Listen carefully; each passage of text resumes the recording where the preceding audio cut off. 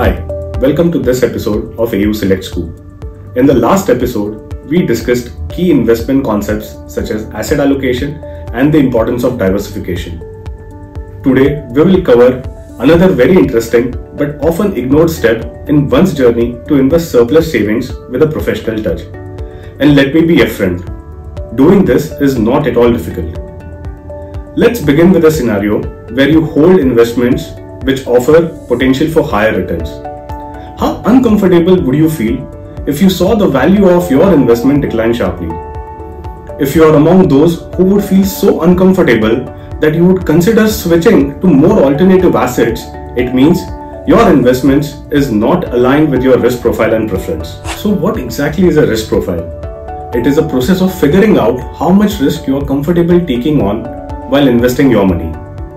When you invest in mutual funds, there is always a certain level of risk involved. Some mutual funds are more riskier than others and may deliver higher returns, but they could also result in large losses if the markets go down.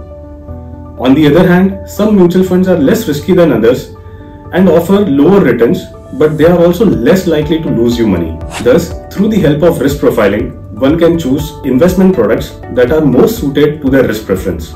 So what does risk profiling entail? Typically, it involves taking into account one's investment horizon, financial situation, willingness to take risk, and other investment objectives.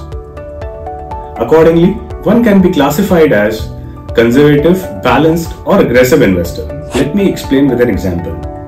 Suppose you are saving and investing to buy a home in few years. If your risk profile is aggressive, investing in more volatile assets such as equities to achieve this goal may work well. On the contrary, having a highly conservative portfolio for this long-term goal may not necessarily help accumulate desired corpus. Therefore, knowing your risk profile helps you strike a right balance between risk and reward. Remember, your risk profile may change over time, so it is important to assess it at regular intervals. Happy investing!